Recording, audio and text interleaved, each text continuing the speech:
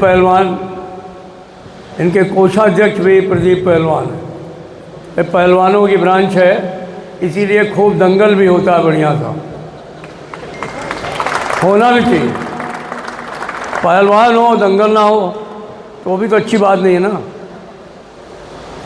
और हमारे यहाँ लोग कहते हैं कि समाजवादियों की बड़ी अच्छी आदत है, उनको बाहर लड़ने को ना मिले तो घर में भी बहुत अच्छी लड़ाई करते हैं। ये तो हमारे यूनियन का चरित्र भी है, इतिहास भी है, लेकिन इसके अंदर झांकने वालों को बड़ी निराशा होती है।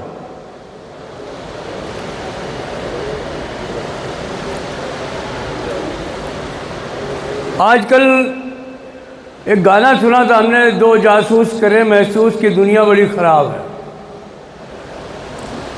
तो दो जासूस घूमते रहते हैं कि कौन किससे नाराज़ है, चलें उसके पास, उसको पटियाएँ गए आओ तुम हमारे साथ मिल जाओ, हम तुमको सीधे ही जो है वो जनरल सेक्रेटरी, अध्यक्ष, पता नहीं कितनी पोस्टें उनके पास आ गई, सबको बांटते फिर रहे। मतलब अपने संगठन पे भरोसा नहीं है, अपने लोगों पर असल में लोग ही नहीं हैं तो भरोसा कहाँ से होगा। आपने सारी ज़िंदगी तो पैसे कमाए हैं, लोग तो कमाए नहीं हैं। जिन्होंने जन कमाया उनके पास में आज ये ठाठा लोग हैं, बहनें हैं, भाई हैं, बच्चे हैं, बच्चियां हैं। और जिन्होंने धन कमाया है वो आज ढूंढ रहे हैं कि कहाँ चलावें, नाराजगी ढूंढ रहे हैं।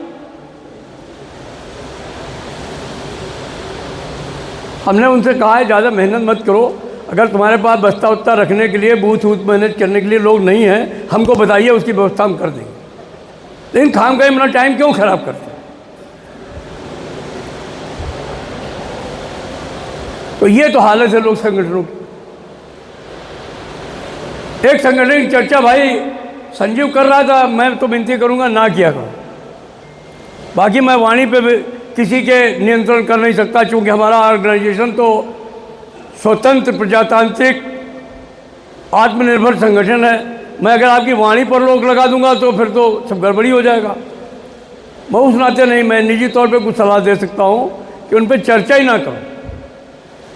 लेकिन ये बात सही है कि चार आदमी जाते हैं, फोटो खिंचवाते हैं, डाल देते हैं और कहते हैं कि अमुक संगठन का समर्थन करो। ऐसे थोड़ा ही समर्थन मिलता, समर्थन खटने पे मिलता है, जमीन में उनके साथ में संघर्ष करने से मिलता है। आज संघर्ष करने के समय रहेंगे नहीं, और जब चुनाव आएगा तो उस समय आ जाएंगे, तो ये रेल मंत्री थोड़ी वोट दिलवाने आएगा। हमारा संगठन तो हम कहते हैं दावे के साथ में, मैं माननीय अश्विनी वैष्णव जी का बहुत कदरदान हूँ, उसके अलग कारण है, मैं उन पर भी चर्चा कर लूँगा। लेकिन अगर रेलवे में हमारे जो किए हुए काम हैं उनके खिलाफ बड़े से बड़ा व्यक्ति सरकार का या पार्टी का चुनाव लड़ना चाहे तो हम उससे भी लड़ने के लिए तैयार हैं, हम उससे भी टकराने के लिए तैयार हैं। हम ये नहीं है कि जो है वो इसलिए कि हमारे लोगों ने जमीन उतर काम किया, लोगों के बीच में रहे, तो हमें न मंत्री की चिंता है न संतरी की चिंता है। अगर सिर्फ चिंता है तो अपने साथियों की चिंता है। इस संगठन को बनाया भी उन्होंने।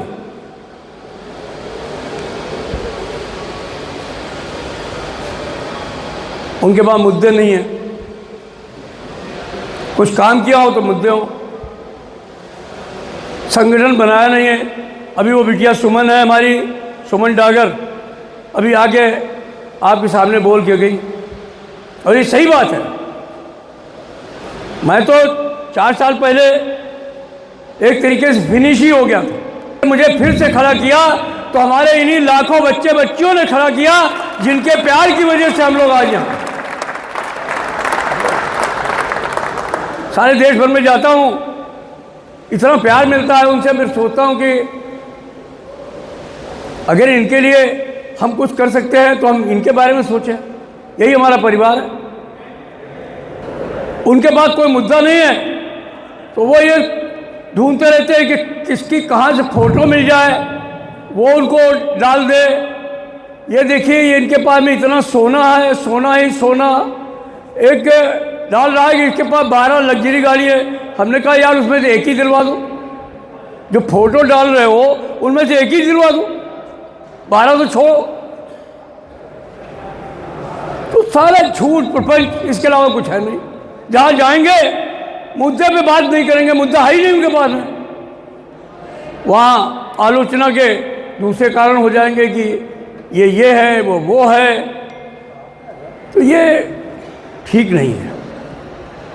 चुनाव अपनी जगह होता है, लेकिन चुनाव में भी कुछ जो है वो संस्कार होने चाहिए। चुनाव की बात जो है जो हो वो लोगों के दिल को छूने का काम करनी चाहिए। अगर आपने कुछ किया है उसके बारे में चर्चा करिए, अगर आपको कुछ करना है उसके बारे में चर्चा करिए। हमने जो किया है वो सब जानते हैं। ऑल इंडिया रेलवे फेडरेशन ने जो किया, नेशनल रेलवेमेंस यूनियन ने जो किया है वो आप जानते हैं। ज़्यादा उसका बखान करने की जरूरत नहीं है। लेकिन एक बात साथी ने कही, ये बात सही है। 2007 के चुनाव में मैं मुरादाबाद में था और जब मीटिंग चल रही तो मैंने कहा हमारा एक सपना है। लोग कह सकते हैं दिन में सपना देखते हैं ये, हाँ सच्चा सपना हो तो दिन में भी देखा जा सकता है, झूठे सपने रात में भले देखे जाते हैं। तो मैंने कहा मेरा एक ही सपना है कि एक इस उद्योग में अगर कोई आदमी काम करने की स्थिति में नहीं है तो वो बाप रिटायरमेंट लेके पेंशन लेके घर जाए, उसका बेटा इंडस्ट्री में नौकरी में आए। ये हमारा सपना है और हम इसे पूरा करके दिखाएंगे अगर हम सिंगल यूनियन आएंगे। हमने ये दिखाया या नहीं दिखाया? लार्जेट के कोई बच्चे यहाँ भी होंगे हमारी सोच से, हैं कि नहीं है, जो लार्जेट स्कीम में आए हों, जिनका बाप रिटायरमेंट लेके घर गया हो और उसके बेटे नौकरी में आए। ऐसे लोगों की संख्या भारतीय रेल में 1-2 नहीं है, 1.5 लाख से ऊपर है जो बच्चे आज नौकरी कर रहे हैं। उनसे किसी ने उनसे एक कप चाय भी नहीं पी होगी। तमाम अप्रेंटिसेस ट्रेनिंग करके सड़क पर आ जाते थे, कोर्स कंप्लीटेड अप्रेंटिसेस,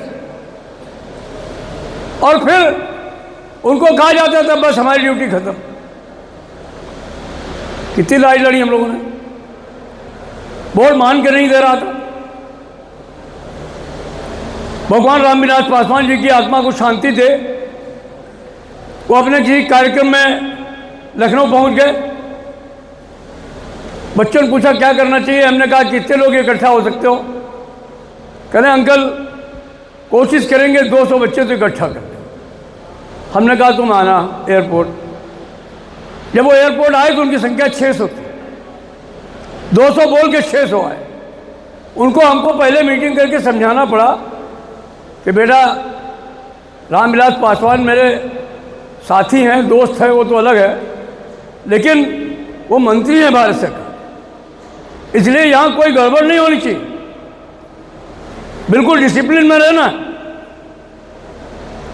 खैर बच्चे भी जोश में थे लेकिन बिल्कुल होश में थे। लेकिन फिर भी रामविलास जी आए, बुके दिया गया, माला पहनाया गया, बच्चे बड़े जोश में थे, कह रहे थे कि अप्रेंटिस को नौकरी में बहाल करो।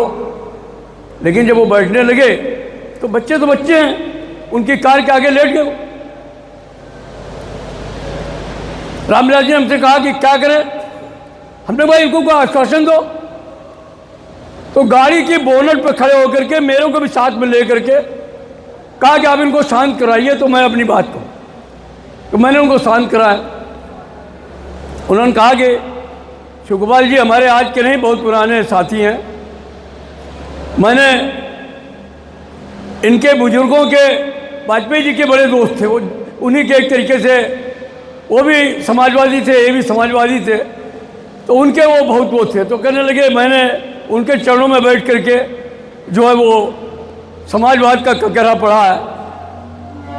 तो मैं आपको आश्वस्त करता हूं कि ये अप्रेंटिसेस को मैं 6 महीने के बाद नहीं कर रहा हूं, 2 महीने के अंदर बहाल कराने का काम करूंगा।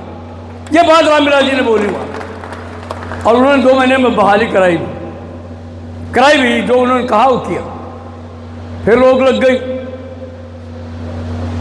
उस रोक में नीतीश जी आ गए।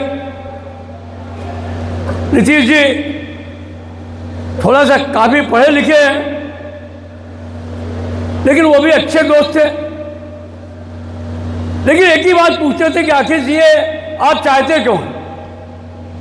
तो हमने कहा कि 80% बच्चे जो हैं अप्रेंटिस में, वो रेल कर्मचारी क्यों बच्चे हैं?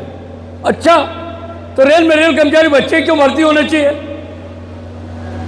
तो हमने उनको कहा कि भाई रेल में रेल कर्मचारी बच्चे इसलिए भर्ती होने चाहिए कि रेल कर्मचारी का काम जो है वो देश में कोई दूसरा व्यक्ति नहीं करता जो रेल कर्मचारी करता। अपनी बीवी को नहीं देखता, अपने बच्चों की परवरिश ठीक से नहीं कर पाता, उसका सारा दिमाग रेल की पटरियों को ठीक करने में, रेल के डिब्बों को ठीक करने में, रेलवे के विकास के लिए, रेलवे के परिचालन में लगा रहता है। वो भूल जाता है हमारा बच्चा क्या है, हमारा परिवार क्या है। आजकल के बच्चे होशियार है, हो सकता है ये कर लेते हो। हमने देखा है, हमको अस्पताल में कोई मिल जाता था, मैं पूछता था कि भाई ये तो बहुत बड़ा हो गया, अब किस क्लास में? बाप कहता था कि 5वें दर्जे में पहुंच गया है। बेटा कहता था कि पापा सही तो बताओ अंकल को, मैं 6ठे में हूँ। बाप को ये नहीं पता ये किस क्लास में पढ़ रहा। ये उसकी कमी नहीं है, ये रेलवे की कमी है कि रेलवे ने उसके दिमाग में सिर्फ रेल घुसेड़ दी। तो इतना मेहनत कर इंसान, अगर उसको बच्चे नहीं पढ़ पाए, आईएएस नहीं बन पाए, पीसीएस नहीं बन पाए, कहीं और उनको रोजी रोजगार नहीं मिले, तो उसके बाप का हक है भारतीय रेल पे उसको नौकरी मिलनी ही चाहिए। ये हमारी सोच है, इसको हम बदल नहीं सकते, इसको हम नहीं बदल सकते। तो इसलिए ये चीज़ें हैं। कुछ लोग कहते हैं कि हमारे कोई यूनियन के नेता भी हैं, वो भी कहते हैं आज सब जो नया बच्चा भी रेलवे में आता है उसको 3AC का पास मिलता है कि नहीं मिलता? मिलता है कि नहीं? मैं आप लोगों से पूछना चाहता हूँ, कोई भी किसी भी ग्रेड में आवे, 1800 के ग्रेड में आते ही जैसे भर्ती होते हो वैसे ही 3AC का पास मिलता है या नहीं मिलता है? तो ये ऐसे थोड़ी मिल गया। किसने दिलाया इसको? किसने दिलाया इसको? एनआरएम ने दिलाया। आज कैसे मिला था मालूम है आपको? एक दिन गाड़ी चढ़ने जा रहा था, एक बच्चा AC डिब्बे के सामने, उसने जेब से कंघी निकाली और फिर यूं अपना बाल संवारा। देखो मैंने इसी बहाने जो है अपने बाल भी ठीक कर लिए।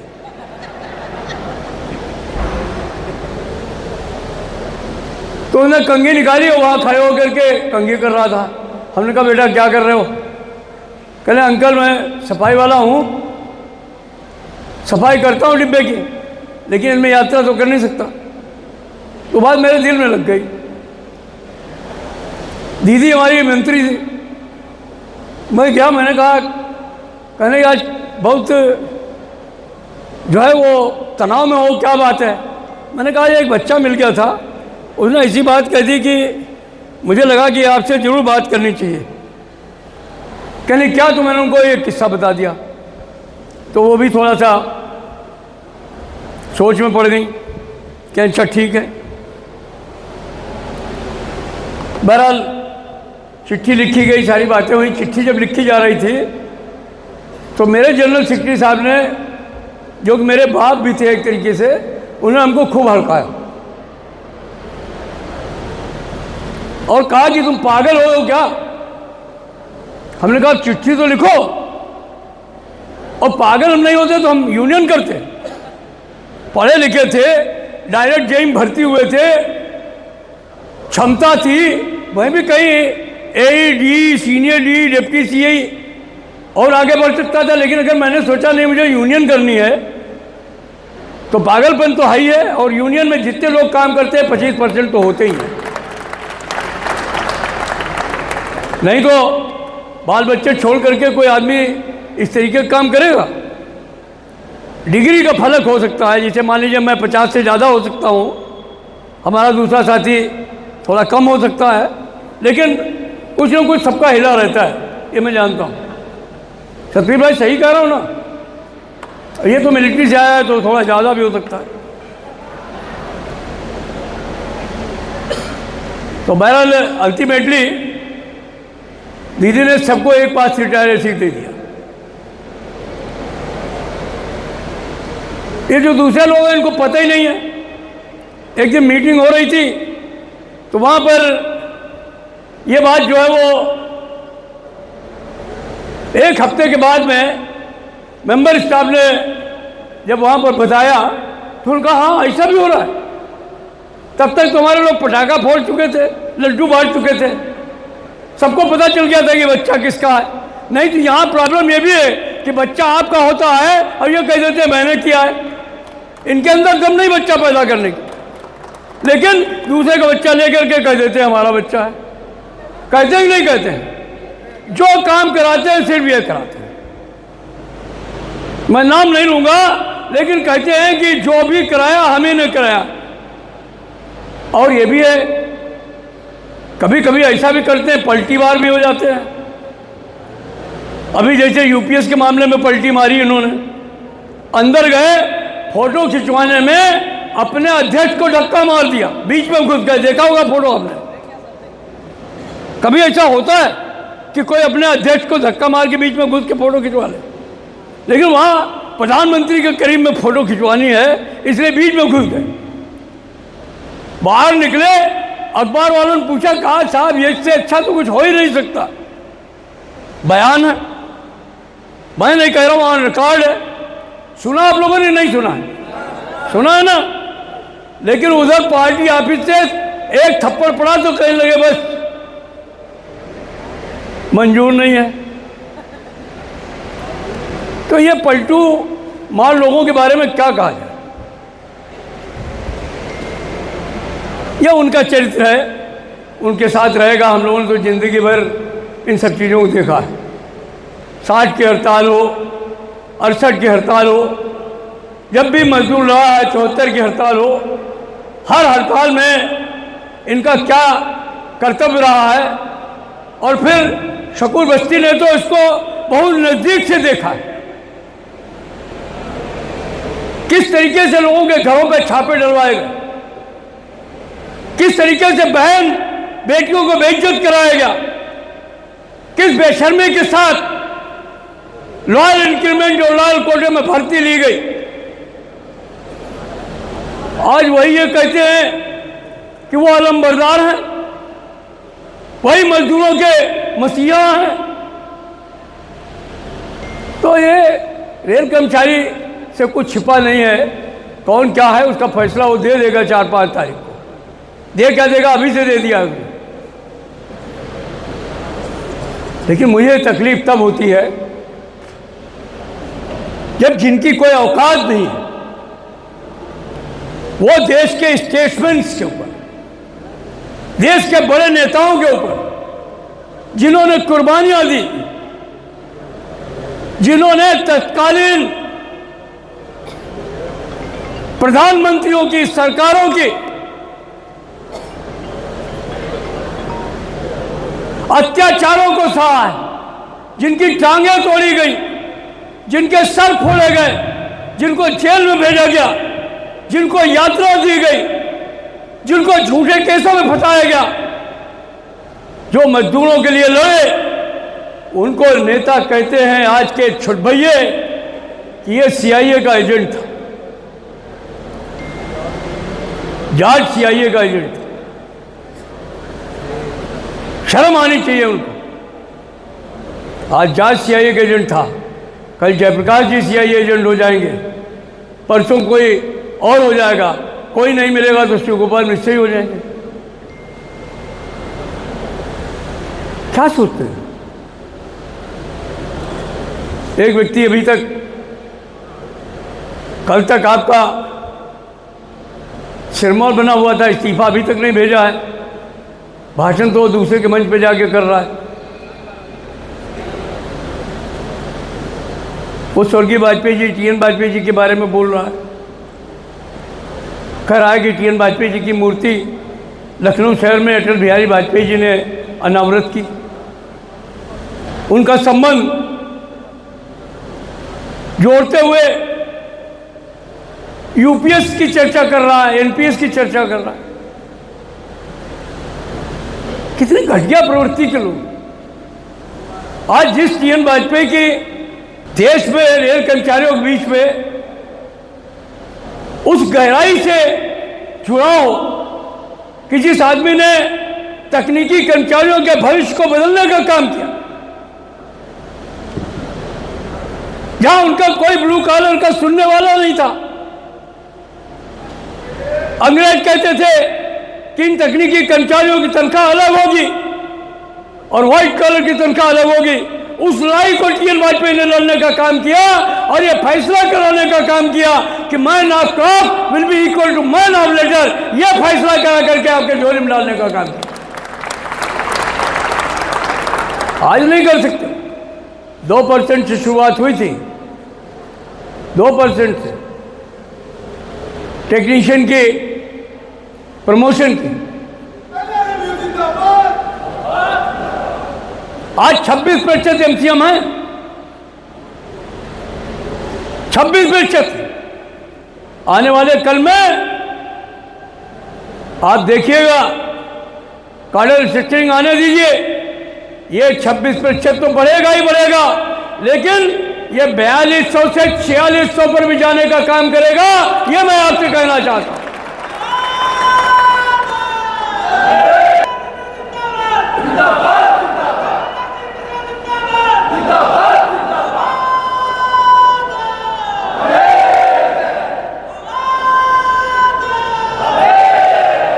हम वो प्रोग्राम बना रहे हैं।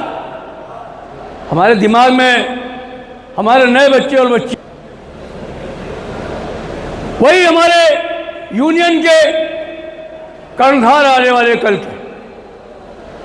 कल को इस यूनियन के एजेंडे को लेकर कोई चलेगा तो वही बच्चे और बच्चियां चलने वाले। हमारे दिमाग में उनके बारे में ही सारी सोच,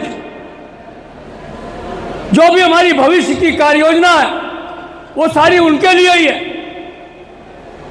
इसीलिए हमने सबसे पहले जो आज तक हम लोगों ने किया कि रेलें जिस रूप में हैं उसी रूप में रहें। रेलों का निजीकरण नहीं होने दिया जाएगा।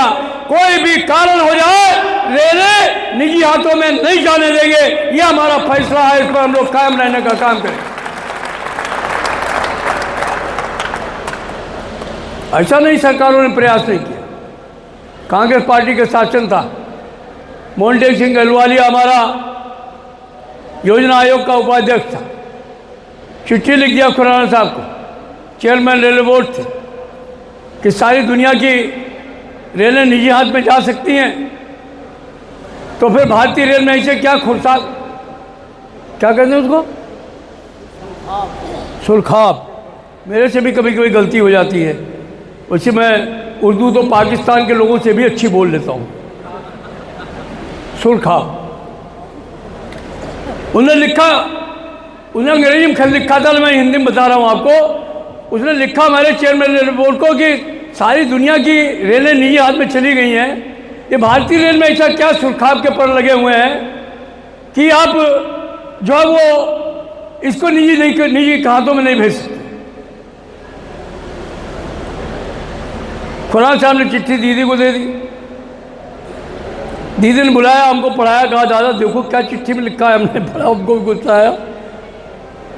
कल क्या करना चाहिए? हमने कहा दीदी इसको ऐसा जवाब दिलवाओ कि भूल जाए चिट्ठी लिखना रेलवे बोर्ड को। उन्होंने खुराना साहब को बुलाया, चिट्ठी पकड़ा दी और कहा कि ऐसा जवाब जाना चाहिए कि आइंदा से ये रेलवे बोर्ड को ऐसी चिट्ठी ना लिखे। अब खुराना साहब चिट्ठी पकड़ चले गए। थोड़ी देर बाद हरकार आया, कहने लगे खुराना साहब बुला रहे हैं। हमने कहा क्यों? कहने मुझे नहीं मालूम, आप ही चाहिए, पूछ लीजिए उनसे। तो हमने कहा अच्छा ठीक है भाई। मैं गया, कहने लगे कि ये चिट्ठी पकड़िए। हमने कहा मैं क्या करूं इसका? दीदी ने बोला आपको जवाब लिखने के लिए। आप कहने मेरे से ना लिखी जाएगी, मैं तो ब्यूरोक्रेट हूँ, जो चिट्ठी वो चाहती है मेरे से नहीं लिखी जाएगी, इसका जवाब तुम्हें बनवा दो, दस्तखत मैं करूँगा। तो हमने कहा ठीक है, लेकिन मेरी चिट्ठी में कुछ ज़्यादा तीखापन हो सकता है। कहने लगे वो तो उन्होंने कही दिया है कि जो मर्जी आए लिख लो, लेकिन मैं देखूंगा अगर कहीं लक्ष्मण रेखा पार हो रही होगी तो मैं उसको ठीक करूँगा। तो अल्टीमेटली चिट्ठी चली गई और हमारे मोन्टेक सिंह अहलूवालिया की ताजिए ठंडे हो गए। एक दिन गलती से विज्ञान भवन के प्रोग्राम में मिल गए मेरे को। मैं भाई दिवे जेसीएम स्टाफ साइड के सेक्रेटरी होने के नाते दूसरी लाइन में बैठा हुआ था। जब वो सेक्रेटरी से मिलने के लिए आए मंच से उतरने के बाद, तो मैं दूसरी लाइन से पहली लाइन में आ गया। मैंने भी हाथ मिलाया, भाई सब सेक्रेटरी थे तो मैं भी तो सेक्रेटरी था, भले आईएएस नहीं था। मैंने कहा I am secretary JCM staff side Shiv Gopal Mishra. Montek Singh नहीं जानते थे मेरे को। कहने वेलकम वेलकम। हमने कहा सरदार साहब मैं ये जानना चाहता हूँ आप कभी ट्रेन में बैठेंगे नहीं? It was very एम्बेसिंग for him कि कोई आदमी उनसे ये सवाल पूछे कि सरदार साहब आप कभी गाड़ी में सवार हुए कि नहीं। अब वो जितने उनके आसपास वाले थे वो भी बहुत चक्के, चूँकि सेक्रेटरी गवर्नमेंट ऑफ इंडिया थे।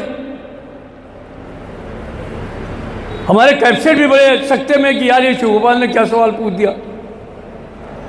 उनको ये बात क्या है? हमने कहा आप कह रहे हैं कि भारतीय रेल निजी हाथों में चली जानी चाहिए, आप किसी दिन किसी गाड़ी पर जाके देख लीजिए। हमने कहा ये गरीब लोगों की रेल है, यह अमीरों की रेल नहीं है। आदमी घर से रोटी प्याज और नमक लेकर के आता है, प्लेटफॉर्म का पानी पीता है और जाता है। 2.5 करोड़ लोग रोज भारतीय रेल पे यात्रा करते हैं, जितनी न्यूजीलैंड ऑस्ट्रेलिया की आबादी है। और आपने प्रस्ताव भेज दिया हमारी रेलवे को किसको निजी हाथों में सौंप दिया जाए। उनको फौरन समझ में आ गया, वो हाथ जोड़ करके आगे बढ़ गए। उसके बाद हम ठंडे पड़ गए। सबको मालूम है जब भी ये पार्टी जो आज सत्ता में है वो जब आती है तो उनका पहले 100 दिन का प्रोग्राम बनता है ना। विक्की भाई देखा है, ये 100 दिन का प्रोग्राम बनाते हैं कि आने वाले सत्ता में आएंगे तो 100 दिन में क्या करेंगे। लिखा है अभी नहीं, पहले वाले 100 दिन में कि जैसे ही आएंगे वैसे ही कारखानों को, शेडों को और उत्पादन इकाइयों को कारपोरेशन बनाएंगे, निगम बनाएंगे। लिख दिया उन्होंने, लेकिन निगम बना पाए? क्यों नहीं बना पाए? मैं पूछ रहा हूं ये क्यों नहीं बना पाए? ये आपकी ताकत की वजह से नहीं बना पाए, क्योंकि जब भी ARF कहता है आप झंडा लेकर खड़े हो जाते हैं। और इनकी इतनी औकात नहीं है कि ये आपसे लड़ सके, यूनियन से लड़ सके, ARF से लड़ सके। इसीलिए आप जिंदा हैं, इसीलिए ये शहर जिंदा है, इसीलिए कारखाने जिंदा है, इसीलिए भारतीय रेल जिंदा है, इसीलिए रेल कर्मचारी जिंदा है, इसीलिए हमारा उपभोक्ता जिंदा है। यह आपकी ताकत है जिसकी वजह से आप आज भी गर्व के साथ भारतीय रेल में हैं। अदरवाइज ये तो खड़े खड़े बेच देते, नहीं बेच पाए। ऐसा नहीं है कि मोन्टेक सिंह बेचना चाहते थे, नहीं बेचना चाहते, ये भी बेचना चाहते थे। लेकिन मैं प्रेजेंट रेल मंत्री का इस बारे में जरूर कहूँगा कि उनकी सोच पहले वालों से अलग है। पहली मुलाकात में इन्होंने कहा कि रेल के बारे में आपकी सोच क्या है। हमने उनको सीधे तौर पे कहा कि हमारी एक ही सोच है कि रेल भारत सरकार की है, भारत सरकार की मिल्कियत में चले। हमारे पास मैन पावर है, हमारे पास स्किलनेस है, कुशल कारीगर हैं, ट्रैकमैन हैं, पॉइंट्समैन हैं, गाड़ी चलाने वाले loco pilot, assistant loco pilot हैं, ट्रेन मैनेजर है, गाड़ियों की मरम्मत करने वाले टेक्नीशियन हैं, हमारे पास सुपरवाइजर्स हैं, JEA SSEs हैं, बाबू हैं, अकाउंट्स के लोग हैं। इतना बड़ा हमारा पैराफर्नीलिया है और हम हमेशा सोचते रहते हैं कि इस काम को अडानी आगे कराएगा, अंबानी आगे कराएगा। ये नहीं चलेगा। ये भारत को सरकार को चलाना हो। हमें खुशी है कि उन्होंने कहा कि नहीं, जहां पर भी हमारे कर्मचारी हैं हम अपने कर्मचारियों को बेटर मोटिवेशन करेंगे। और रायबरेली का उदाहरण देते हुए उन्होंने कहा, जिसको उन्होंने कहा था सबसे पहले कारपोरेशन बनाएंगे। 100 दिन के प्रोग्राम में सबसे पहला कारपोरेशन रायबरेली का कारखाना बन रहा था, जिसमें लखनऊ के सारे कारखाने जा रहे थे, लखनऊ का शेड जा रहा था। उन्होंने कहा कि नहीं, हम उसको और बेहतर कारखाना बनाएंगे और हम वहां पर खाली देश के लिए उत्पादन नहीं करेंगे, हम वहां जो उत्पादन करेंगे उसका निर्यात विदेश को भी करेंगे। ये बात अश्विनी वैष्णव ने करने का काम किया।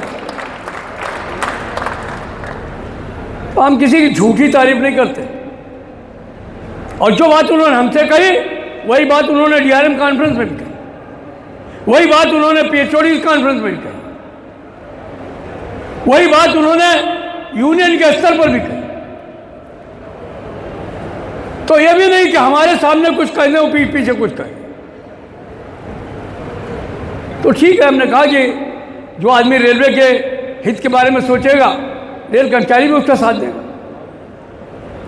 आप हमारे हाथ से काम खींचो, हमारे लोग बेरोजगार हो जाएं तो नहीं चलेगा। आज आपको मालूम है कि सारे देश में रोजगार के अवसर बंद हैं, लेकिन भारतीय रेल में भर्ती हो रही। पिछले साल 1,40,000 लोग भर्ती हुए थे। हुए या नहीं हुए? आपके यहाँ भी कोई लोग आए होंगे, आए या नहीं आए?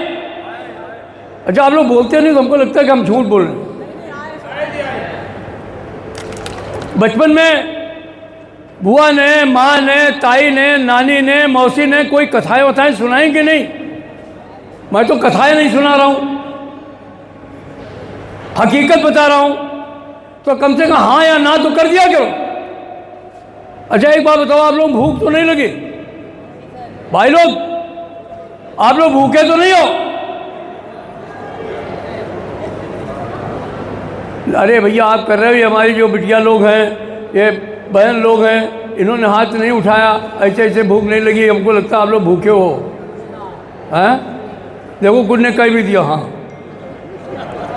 अच्छा, मैं ज़्यादा देर आपका शोषण नहीं करूँगा, मेरी मजबूरी है ये हमारे साथी लोग जब भोजन का समय होता है तो हमको खड़ा कर देते हैं।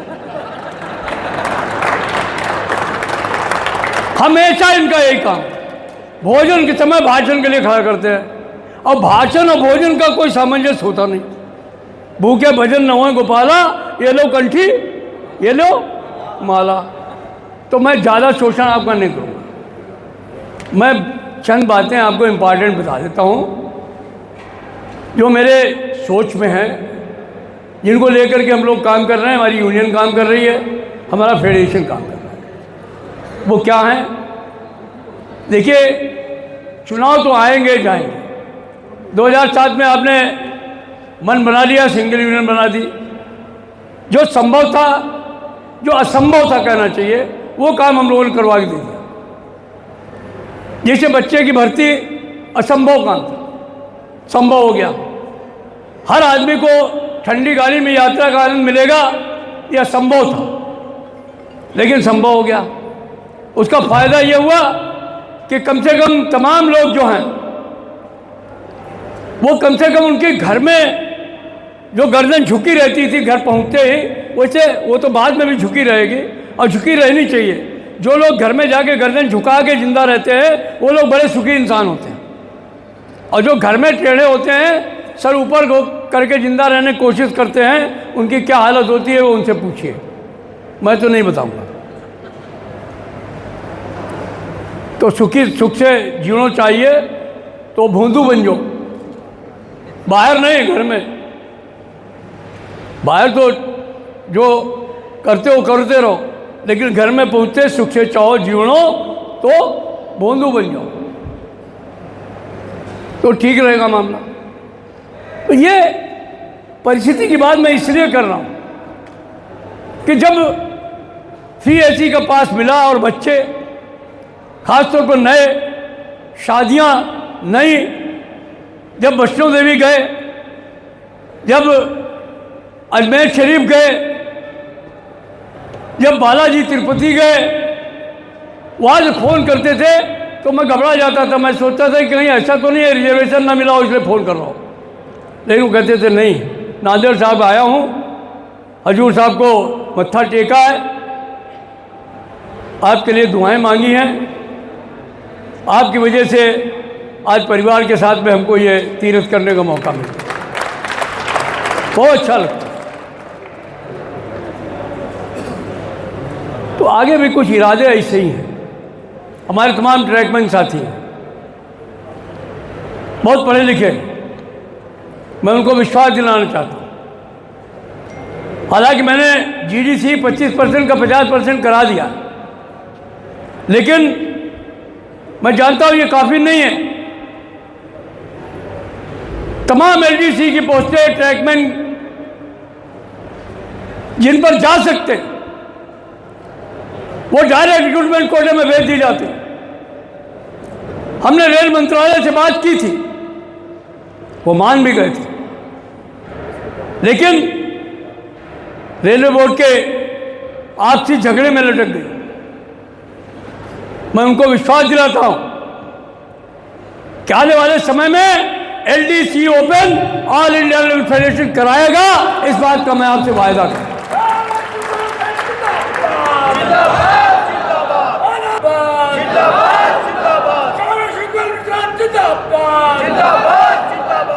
हमने 4 ग्रेड स्ट्रक्चर अपने ट्रैकमैन साथियों को करवाने का आज हर की मैन और मेट कम से कम 2800 के ग्रेड पे में आ जाता। मैं उन्हें विश्वास दिलाता हूं कि कैडर स्ट्रक्चरिंग के बाद मैं उनको 4200 के ग्रेड पे में ले जाऊंगा। ये बात मैं उनसे कहना चाहता हूं। हम ट्रैकमैन के मामले में जानते हैं हमारी किसी सेना से कम नहीं है। रात दिन इनको मैंने एक पे कमीशन सामने कहा था कि हमारे साथी डॉक्टर हैं, इंजीनियर हैं, तो माथुर साहब भगवान उनकी आत्मा को शांति दे, मर गए हैं। उन्होंने कहा भाई शिवकुमार जी, आपने कहा डॉक्टर हैं, कैसे हैं? हमने कहा जैसे शरीर में आपके धमनियों में कहीं पर रुकावट आ जाए, ब्लॉक हो जाए, तो ब्लॉक को कौन खोलता है? कहने वो तो डॉक्टर। तो हमने कहा ये यार इनका भी है, ये जो हमारी पटरियां हैं वो हमारी धमनियां हैं। इन धमनियों में जब भी ब्लॉक आता है इसको खोलने का काम ट्रैकमैन साथी करता है, इसलिए डॉक्टर है।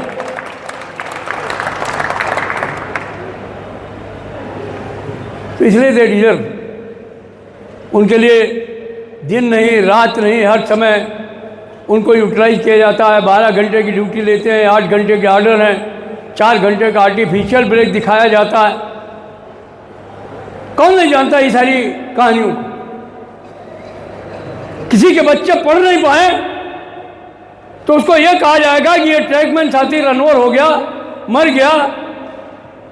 हर साल 400-500 साथी हमारे शहादत देते, उनमें सबसे ज़्यादा जो तादाद होती है वो हमारे ट्रैकमैन, कीमैन, मेट, पेट्रोलमैन की होती है।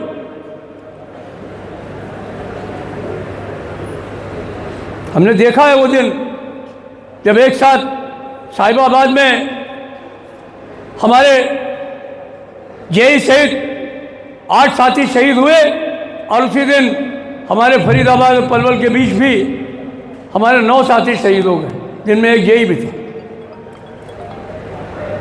तो ये जो परिस्थितियां हैं, हमने इनके बारे में बराबर सरकार से बात करने का काम किया। हमने एक ही बात कही है कि भाई इनको जैसे सेना में हॉस्टल्स देते हैं लोगों को, इसलिए इनको जहाँ भी इनके स्कूल हों, बच्चे हों, वहाँ इनको पढ़ाई कराई जाए। उसके लिए इनको फ्री हॉस्टल्स की सुविधा दी जाए। ऑर्डर भी हो गए। बोर्ड ने कह दिया कि डीआरएम बड़े शहरों में जगह लोकेट करके इन ट्रैकमैन साथियों के लिए हॉस्टल की व्यवस्था करें। सर्वे हो रहा है, 8 साल हो गए, कोई भी सर्वे रिपोर्ट बोर्ड पहुंची नहीं है। हम गंगा निकाल के ले आते हैं, ये शंकर जी की जटाओं में चली जाती, फिर भागीरथ प्रेम करो। तो इसलिए होगा नहीं। हमने तमाम हमारी बच्चियां इस समय ट्रैकमैन में हैं, ALP में हैं।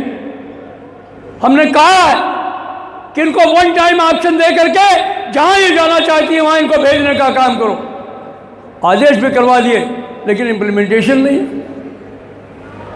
तो इस कराने का काम है हमारे हाथ। पहला, रेलों को निजी हाथों में जाने से बचाना है, क्योंकि रेलें अगर निजी हाथों में चली गई तो हमारे तमाम नए बच्चे और बच्चियां जो रेलवे में आए हैं उनका सपना टूट जाएगा।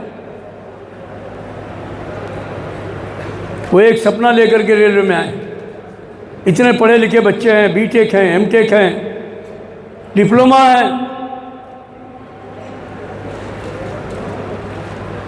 कई तो PhD भी हैं।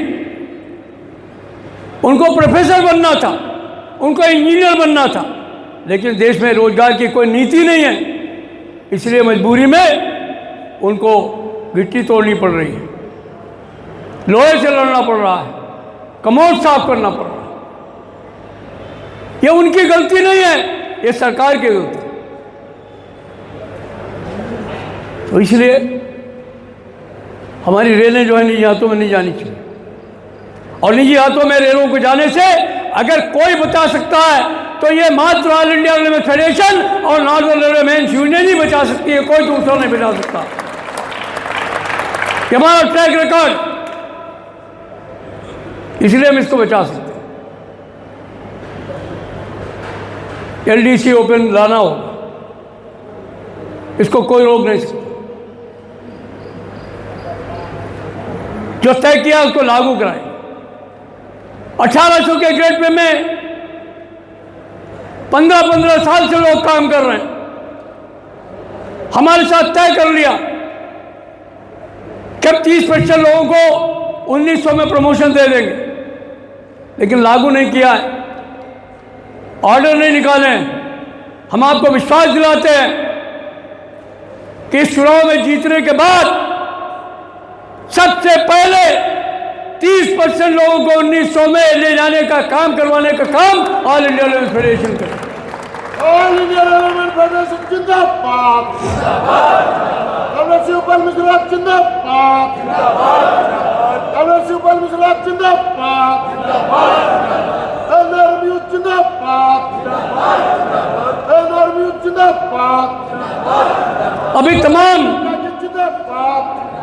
अभी तमाम JEE और SSCs और OAS, WLI, COS सब जो 4600 के ग्रेड पे में काम कर रहे थे, उनको हम लोगों ने 4800, 5400 का ग्रेड पे दिलाया या नहीं दिलाया?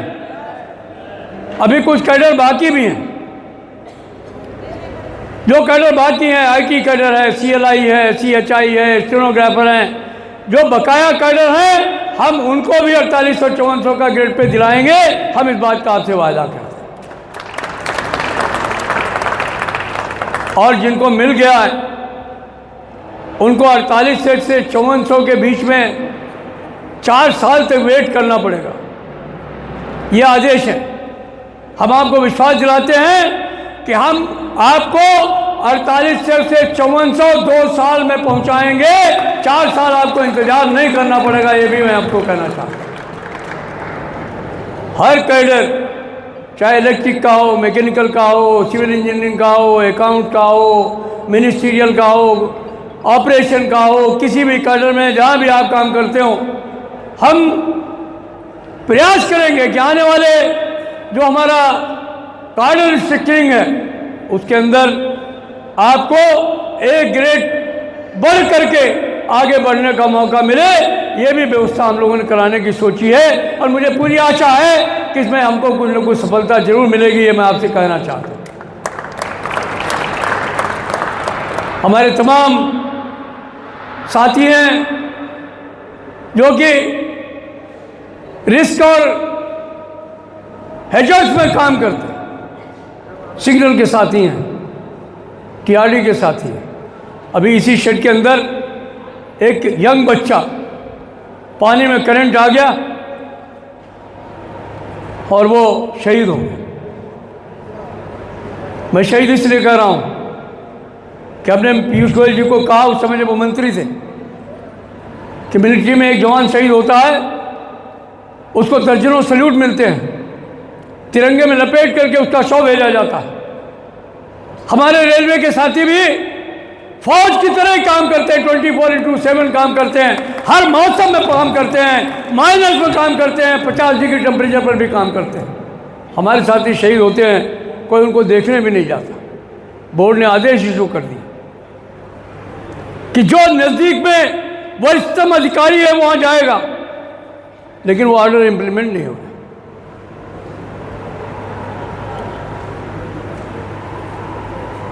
तो इसी शेड के अंदर वो बच्चा शहीद हुआ। अपनी गलती की वजह से नहीं हुआ, प्रशासनिक गलती की वजह से। तो कोई ये नहीं समझा कि कहीं पर भी कहीं रिस्क है, कहीं रिस्क नहीं है। ट्रैकमैन साथियों के काम में रिस्क है, हमने प्रूव कर दिया। 7वें वेतन आयोग ने कहा दे दो, और यह भी कहा कि जो सिमिलरली प्लेस्ड है उनको भी देना चाहिए। आपने उसके लिए कमेटी बना दी, कमेटी में मैं भी था।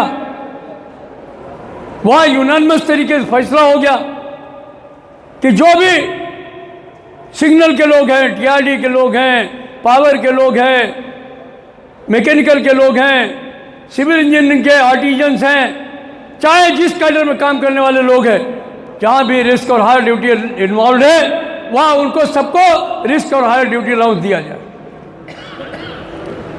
आपने उस सिफारिश को शंकर जी की जराव में भेज दिया है। पड़ी हुई फाइल फाइनेंस एक्सपेंडिचर में नाथ ब्लॉक के अंदर। मैं गया था, मैंने मिला उनसे, हमने कहा कि भाई ये आपको करना होगा। तो ये अगर इसको जल्दी नहीं निकाला जाएगा तो कैसे काम चलेगा? तो हम इसको निकलवाने का काम करेंगे। आज हमको जिन साथियों के एक पास मिलता है 3AC का, हम पूरा प्रयास करेंगे, हम जीत के आएंगे और हम उनको 2 पास की व्यवस्था कराएंगे और रिटायरमेंट के बाद भी उनको ठंडी गाड़ी का आनंद मिले उसकी भी व्यवस्था कराएंगे।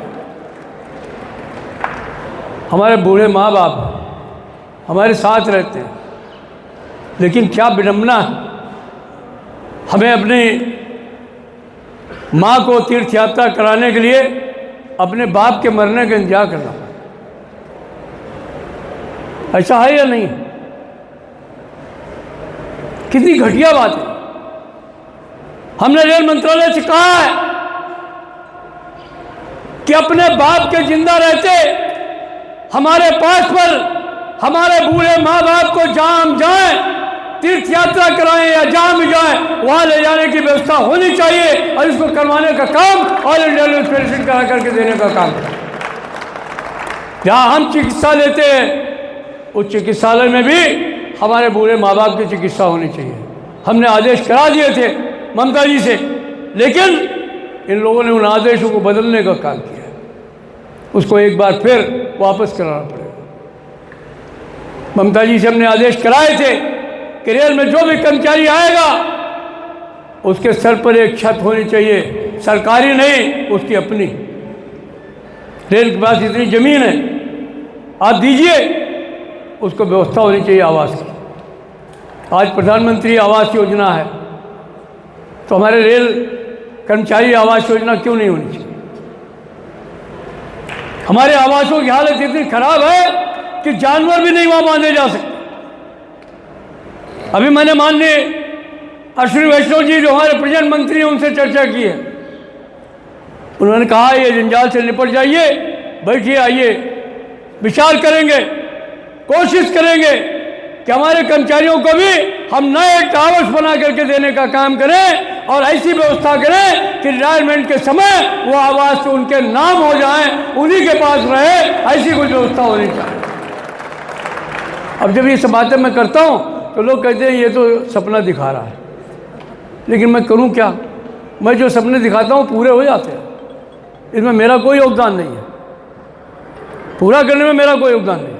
पूरा करने में अगर योगदान है या तो माँ सरस्वती का है, ऊपर वाले का है, और या अगर कोई दूसरे आदमी का हाथ है तो वो आप भाई बहनों, बच्चों और बच्चियों का है,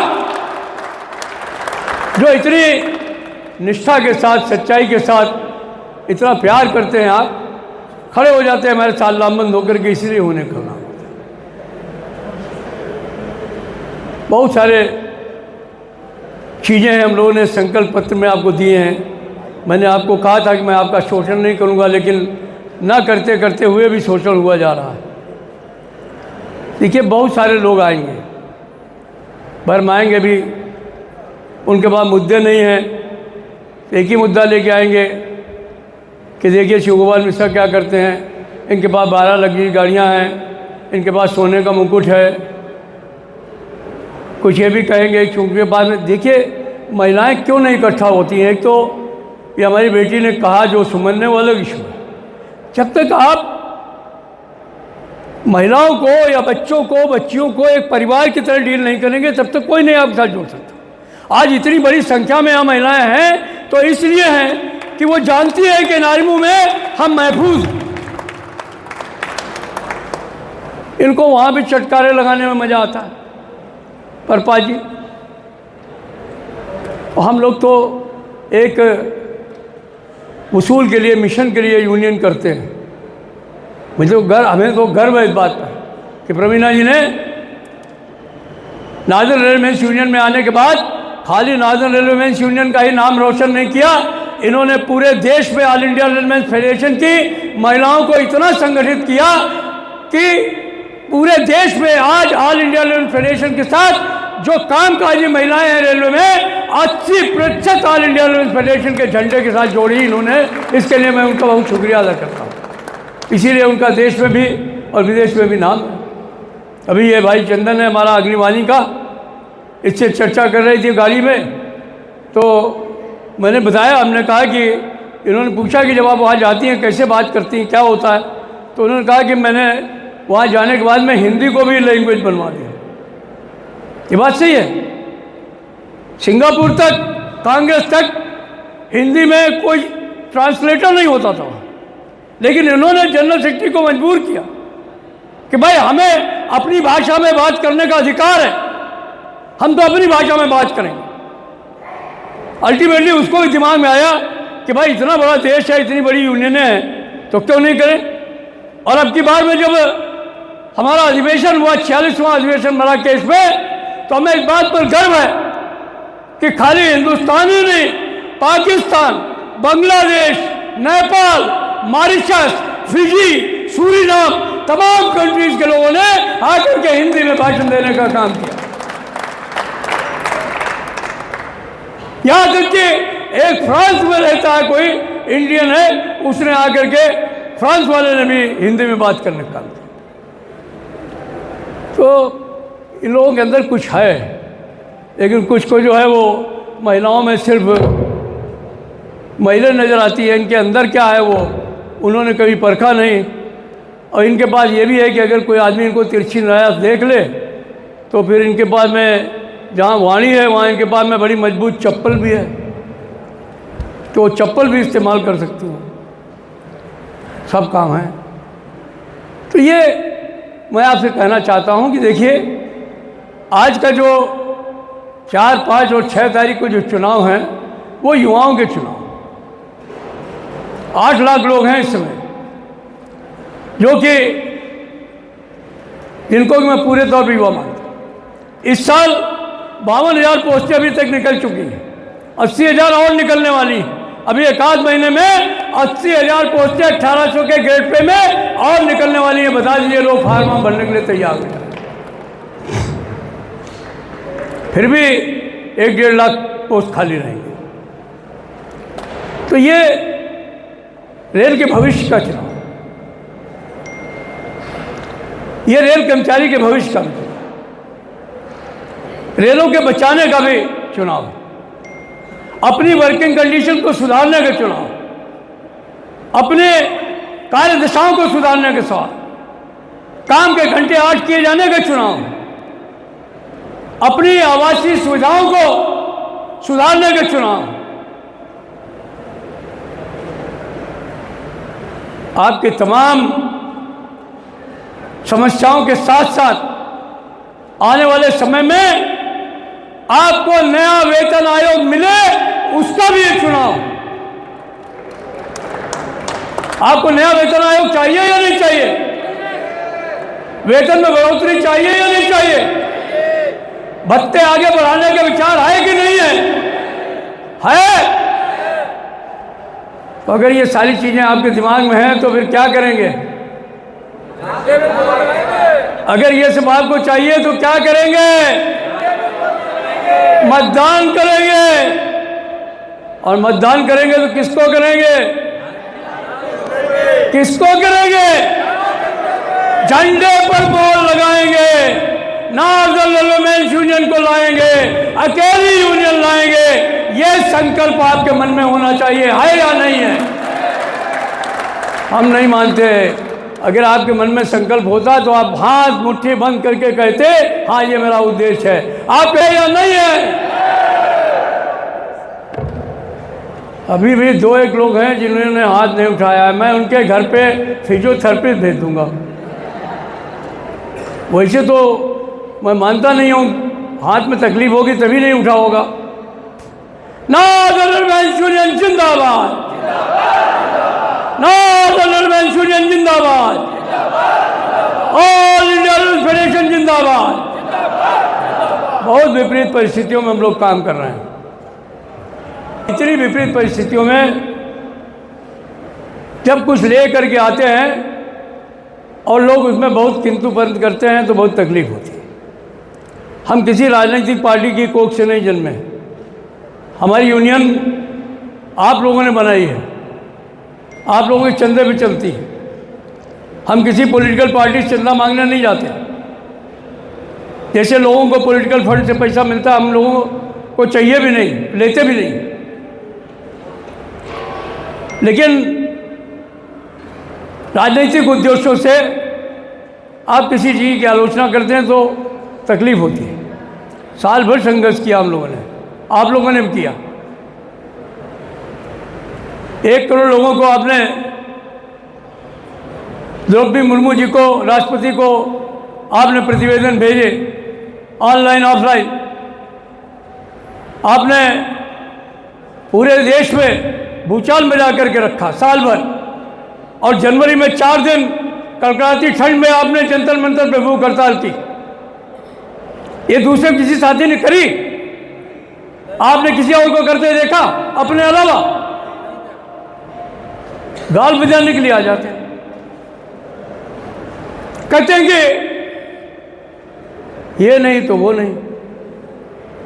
कुछ तो ऐसे लोग हैं जिनके पास सिर्फ चंदा और धंधे के अलावा कुछ नहीं। किसी चपरासी से भी निगोशिएशन नहीं किया उन्होंने जीवन में।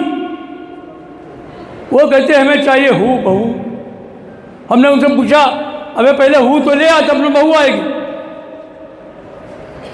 हूँ है नहीं, बहू चाहते। एक साहब कहते हम ओपीएस वापस कराएंगे, ले आइए, बहुत अच्छी बात है। मैंने उनसे विनम्रता से कहा, हमने कहा सरकार आपकी पार्टी सरकार जो है वो आपकी ही पार्टी की सरकार है, आप जाइए ना देश के प्रधानमंत्री के पास, उससे कहिए बड़ा अच्छा मौका है, आप ओपीएस ले आएंगे, लोग आपको वोट दे देंगे, आप भी मान्यता में आ जाएंगे। वहाँ जाने की हिम्मत नहीं, वहाँ नहीं आएंगे। पोस्टर छाप देंगे, मुट्ठी बंद करके कह देंगे कि हमें जो है वो ओपीएस चाहिए। देखिए हम बहुत साफ बता दें, हम यूपीएस के प्रचारक नहीं हैं। We are not sales agent. ये सरकार की निगोशिएटेड एक सिस्टम है जिस पर हमने कहा कि हमें ओपीएस में 50% सैलरी मिलती थी और उसके ऊपर महंगाई भत्ता मिलता था और महंगाई राहत मिलती थी। जब तक वो आप नहीं देंगे हम आपसे कोई समझौता नहीं करेंगे। 40% पर बात बहुत दिन तक अटकी रही थी। वो कहते थे हम 30% देंगे फैमिली पेंशन। हमने कहा हम 60% पे कम पे समझौता नहीं करेंगे। वो कहते थे हम 5,000 रुपये देंगे मिनिमम पेंशन। हमने कहा हम 15,000 रुपये से कम पे समझौता नहीं करेंगे। वो कहते थे हम आपको जो आपका कट रहा है उसमें कुछ नहीं देंगे। हमने कहा भाई हमारे लोग रिटायरमेंट के समय क्या करेंगे, उत्सव का माहौल होता है, घर वाले भी चाहते हैं रिटायरमेंट हुआ है कुछ गिफ्ट विफ्ट मिलेगी, और सबसे ज़्यादा यार दोस्तों को चुलबुली मची रहती है कि आज रिटायरमेंट है तो शाम को बढ़िया सी दावत होगी। अगर कहीं सूखी दावत दे दे तो लोग कहते बड़ा दरिद्र है, उसके लिए स्पेशल दावत होनी चाहिए। क्यों भाई, मैं गलत तो नहीं कर रहा हूँ? घनश्याम जी, रमेश भाई, राजेंद्र भाई, सही कह रहे। देखो ठोक के ये रिटायर हुआ था तो पता नहीं कितनी पेटी खाली करवा दी।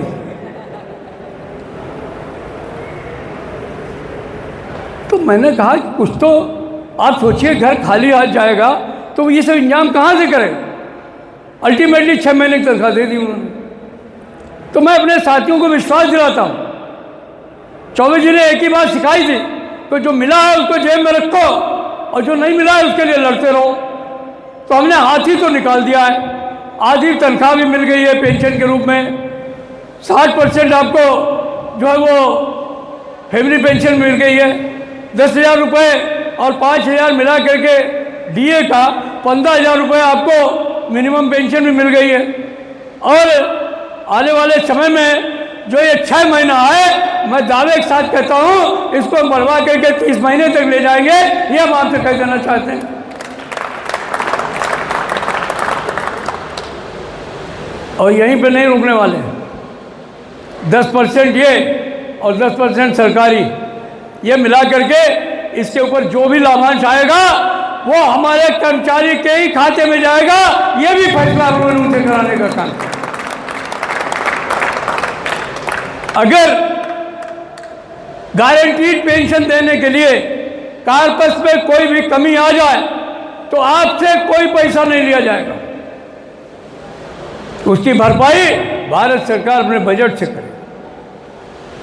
कोई घाटा का सौदा हम लोग करने वाले नहीं।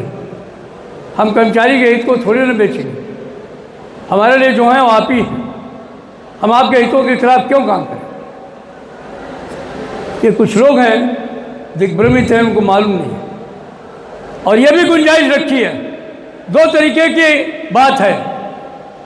वो कहते हैं एनपीएस में करोड़ों रुपए मिलेंगे। आज तक तो मिले ना, लोगों को 500 रुपये मिल रहे हैं, 800 रुपये मिल रहे हैं, 1200 रुपये मिल रहे हैं। इसमें आदमी जिंदगी जी पाएगा?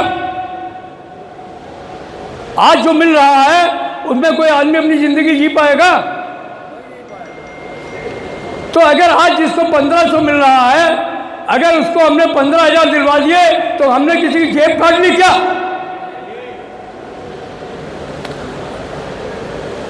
आज जो भी आदमी रिटायर होगा वो 25,000 रुपये से कम पेंशन लेके नहीं जाएगा। तो इसलिए हम अपने तमाम साथियों को कहना चाहते हैं, सोचने समझने का वक्त है। एनपीएस का ऑप्शन भी खुला, जिनको करोड़ों चाहिए वो करोड़ों लो, और जिनको गर्व से जीना है, अपने किसी के सामने हाथ नहीं फैलाना है, आधी पेंशन लेकर के मस्त रहना है, अपना इलाज अपने आप कराना है, अपनी रोटी स्वयं खाना है। जिस दिन ये करने लगोगे उस दिन बहू आपके लिए पूजा करेगी कि बुढ़े की जिंदगी और बनी रहे, एक आमदनी का और स्रोत बना रहे। आजकल क्या होता है, ये जितने लोग हैं देखिए राजेंद्र बेरीवाल को, इनका चेहरा कैसा चमक रहा है, बहू कितनी सेवा करती है इनकी, चमक रहा चेहरा इसीलिए कि पुरानी पेंशन है। जिस दिन पेंशन आती होगी उस दिन नाती पोते सब एकदम उत्सव का माहौल हो जाता है। तो इसलिए सारे ऑप्शन आपके लिए खुले हुए, कोई भी बंद नहीं है, सिर्फ गजट नोटिफिकेशन आने की इंतजार है। मुझे पूरा विश्वास है कि ये तमाम जो मुसीबतें हैं, मुश्किलें हैं, इन सबका निराकरण ऑल इंडिया लिम्स फेडरेशन ने ही किया। मैं तो हमेशा कह देता हूँ कि छतों पे जलते दिए कब के बुझ गए होते, छतों पे रख के दिए कब के बुझ गए होते। अरे कोई तो है जो इन हवाओं का रुख बदलता है, कोई तो है जो इन हवाओं का रुख बदलता है, वो यही ऑल इंडिया लिम्स फेडरेशन है, यही नॉर्दर्न रेलमेंस यूनियन है। यही आप लोग।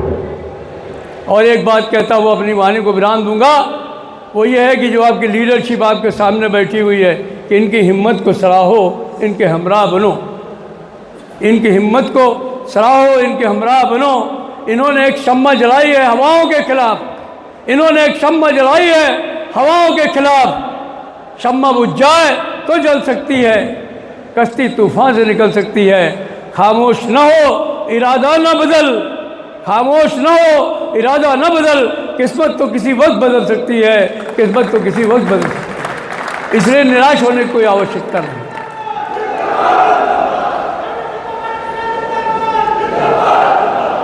आपने नारा लगा दिया तो मुझे एक बात और याद आ गई, वो अपने बारे में भी याद आ गई।